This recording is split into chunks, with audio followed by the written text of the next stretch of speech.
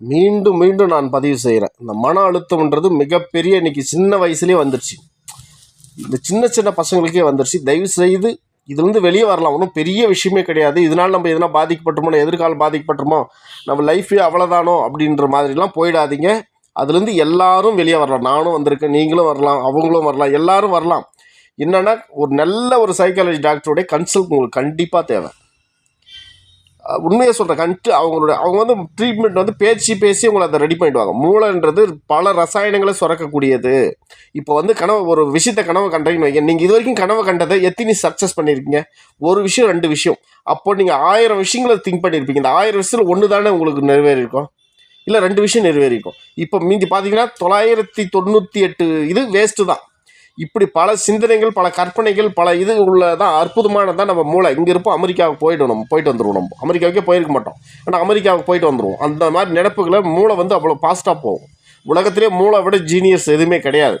இந்த மூளைக்கு இந்த மனசு வந்து மூளை வந்து எதையாவது தேவையில்லாத ஒரு பிரச்சனைகளை மனசு கொண்டு வரும்போதோ, இல்லை மூளை கொண்டு வரும்போதோ இந்த மனசிதைவு நோய் கண்டிப்பாக வரும். தயவு செய்து சொல்கிறேன், இதுலேருந்து எல்லாரும் வெளியே வரலாம். யாரும் வெளியே வரணும். நடிகர் ரஜினிகாந்துக்கே இருந்துச்சின்னு சொல்கிறாங்க.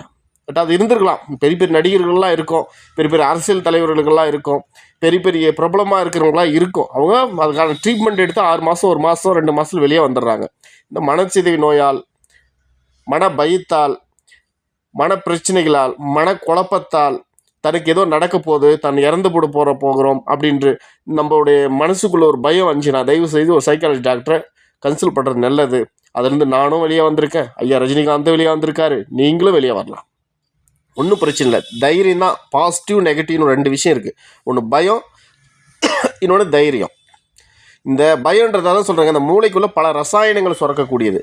அந்த ரசாயனத்தை கட்டுப்படுத்துறதுக்கு ஒரு சைக்காலஜி டாக்டர்கிட்ட ஒரே ஒரு டேப்லெட் போதுங்க, இல்லை 1 மாதம் டேப்லெட் போதும். அதை கட்டுப்படுத்தி உங்களுக்கு பாசிட்டிவ் கொண்டு வந்துடும். இல்லை அந்த காலத்தில் என்ன பண்ணாங்கன்னா, தலை மேலேருந்து நெருப்பு சட்டி தூக்குவாங்க, நெருப்பில் நடப்பாங்க, கையில் நெருப்பு சட்டி தூக்குவாங்க, அழகு குத்துவாங்க.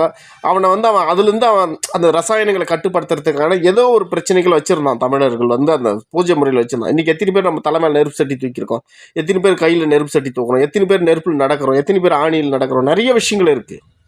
அது வந்து நான் என்ன சொல்கிறேன்னா, இந்த மனசிதைவு நோயின்றது யாராவது பேச மாட்டாங்களா, யாராவது நம்மக்கிட்ட பழக மாட்டாங்களா, நம்ம கூட அன்பாக இருக்க மாட்டாங்களான்ற தப்பான எண்ணத்தோடு இருக்க மாட்டாங்க. உண்மையிலே சொல்கிற செக்ஸ் விஷயத்தில் இருக்க மாட்டாங்க.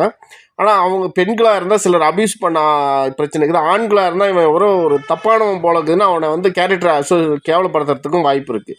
தயவு செஞ்சு இது வந்து வெளியே வரலாம். ஒன்றும் பெரிய விஷயம் கிடையாது. இதனால் பல குடிக்காரனை விட பெரிய கொடுமையானது இந்த மனசிதைவு நோய். அவனை எப்படி கொண்டு வரலாங்க இதுலேருந்து வெளியே வர்றது?